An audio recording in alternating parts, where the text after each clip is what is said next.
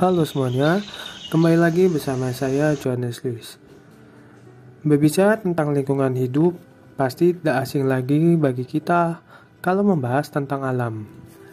Ya, alam yang kita lihat di dunia ini berupa air terjun, hujan, gunung, laut, dan segala sesuatu yang bisa kita lihat dengan mata telanjang. Alam bagi kita umumnya memiliki pemandangan yang indah, dan seringkali kita berpetualang untuk mencapai keindahan itu. Kali ini saya akan membahas salah satu subtema dari buku Etika Lingkungan Hidup karya A. Sonika F., yakni hak asasi alam. Ya, seringkali kita melihat bahwa manusia lebih mendominasi alam, yakni dengan mengeksploitasi sumber daya alam demi memperoleh keuntungan ekonomi. Tapi kita mungkin tidak pernah terlalu mengkritisi bagaimanakah alam seharusnya hidup. Kenapa alam tidak boleh memiliki kesempatan hidup seperti manusia, yakni tidak didominasi atau tidak dieksploitasi secara berlebihan.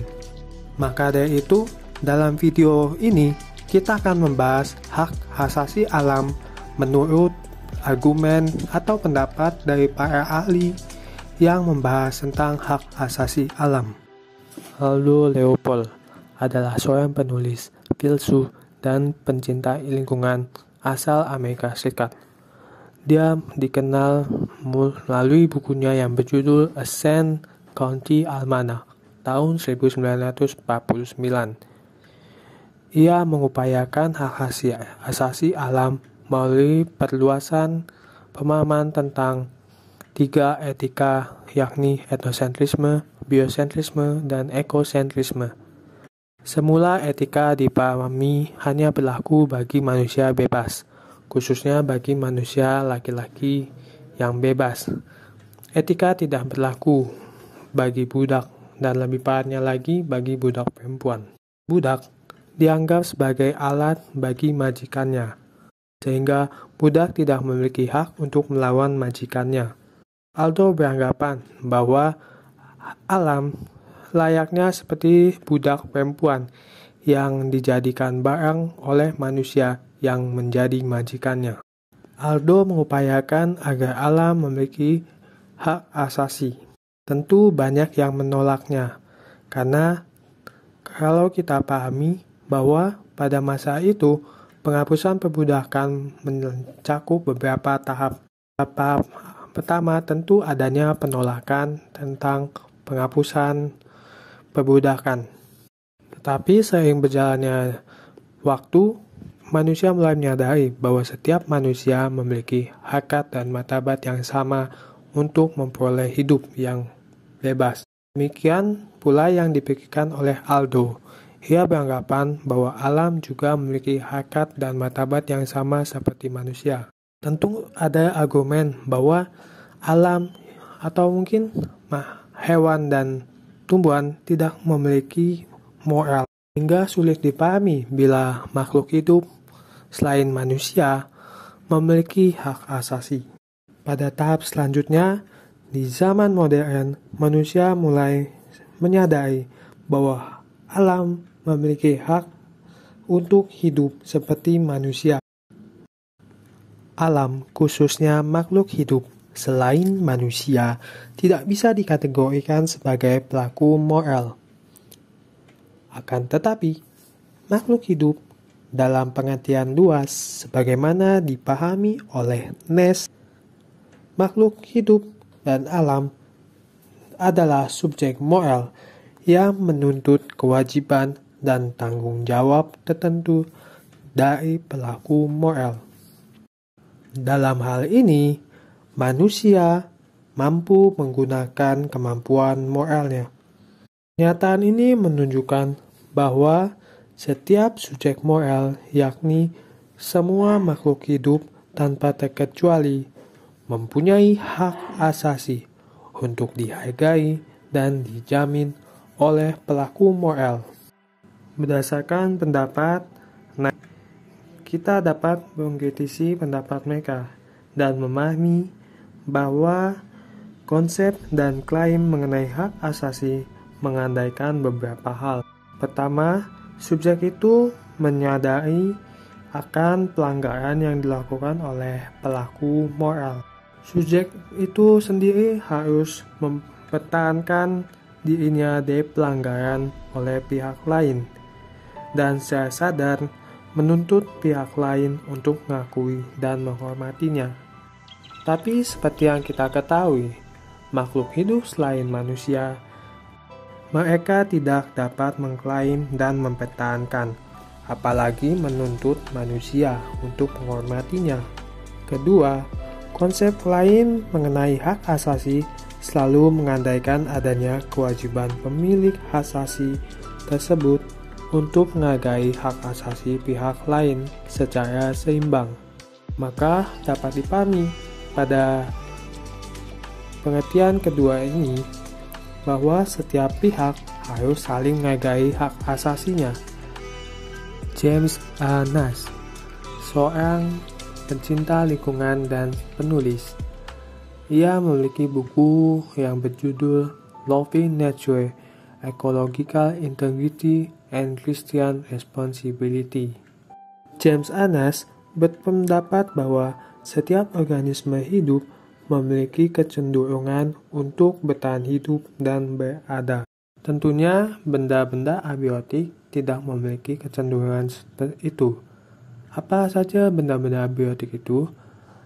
Ya, benda-benda abiotik itu berupa benda-benda mati seperti air, sinar matahari, tanah, minyak bumi, emas, batu bara, dan sebagainya. Meskipun mereka tidak memiliki kecenderungan untuk bertahan hidup, tetapi mereka pun juga harus dijaga dan dilestarikan karena kehidupan organisme hidup seperti manusia, hewan, dan tumbuhan memiliki ketergantungan terhadap benda-benda abiotis. Paul Taylor. Berbeda dengan para ahli yang sebelumnya telah kita bahas, Paul Taylor cenderung menolak bahwa hewan dan tumbuhan memiliki hak moral.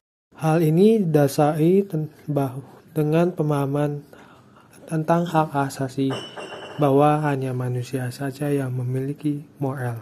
Tetapi Paul Taylor mengakui dan menerima bahwa binatang dan tumbuhan mempunyai hak legal.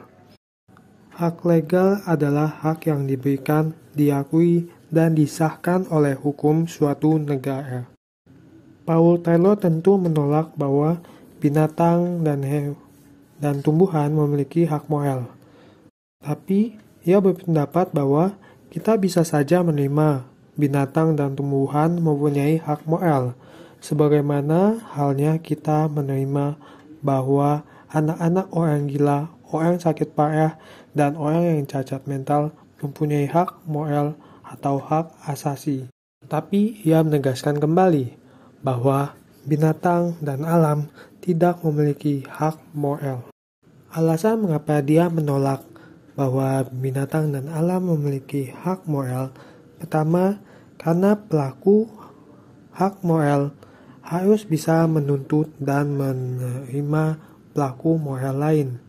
Dua, pemilik hak tersebut harus mempunyai sikap hormat terhadap diri sendiri, termasuk dia sendiri harus bisa menghargai haknya sendiri. Pemilik hak moral itu harus menyadari bahwa dia sendiri mempunyai nilai dan martabat untuk dipertahankan dan dilindungi. Tetapi yang menjadi masalah, hewan dan alam tidak memiliki hal tersebut. Mereka tidak bisa mempertahankan dirinya atau bahkan menuntut pelaku moral.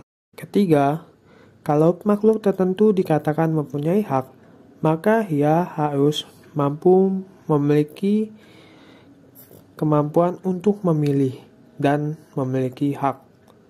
Pemilik hak bisa dengan bebas mengabaikan dan mengorbankan haknya, atau memilih untuk menikmati hak tersebut. Dan terakhir, ia berpendapat bahwa hak lanjutan sebagai konsekuensi dari memiliki hak-hak moral tadi. Maksudnya, pihak tertentu mempunyai hak moral. Pihak tersebut berhak untuk menuntut. mengadukan pelanggaran atas haknya dan mendapatkan kompensasi. Tapi apa dayanya alam dan binatang? Mereka sekali lagi tidak bisa menuntut untuk mendapatkan kompensasi karena telah dilanggar oleh pelaku moral. Alasan-alasan Taylor ini termasuk alasan yang sangat logis.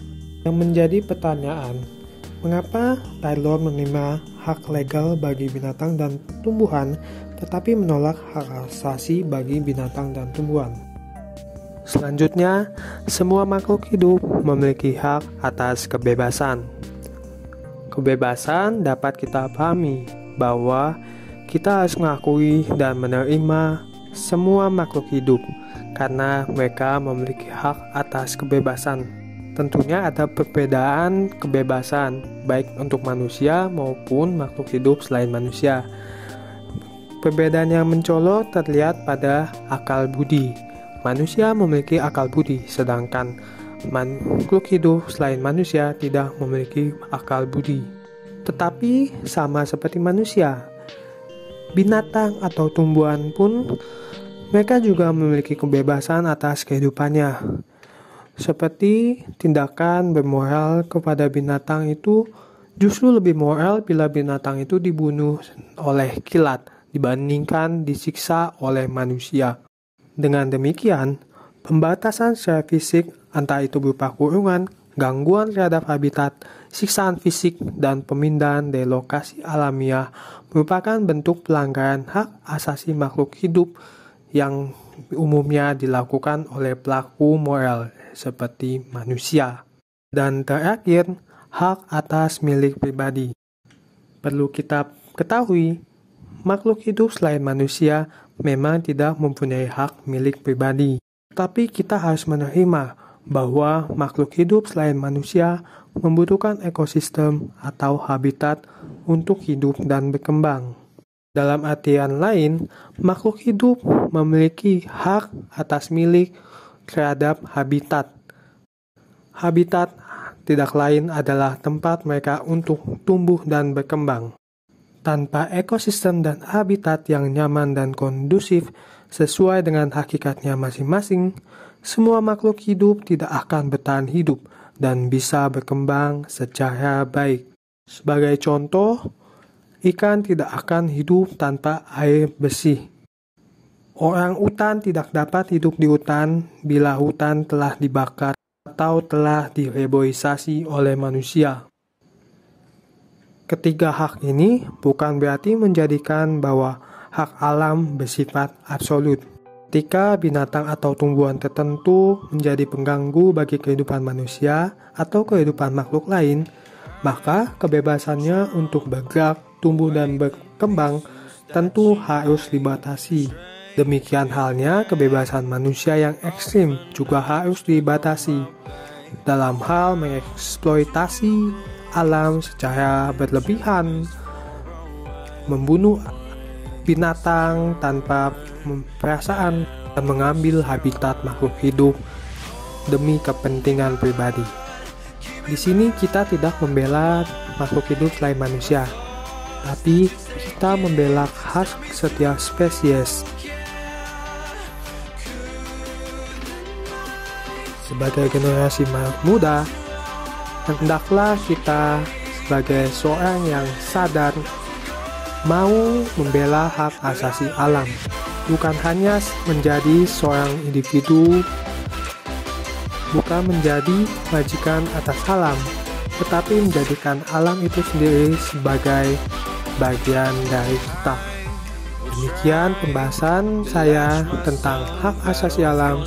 Sampai jumpa selanjutnya.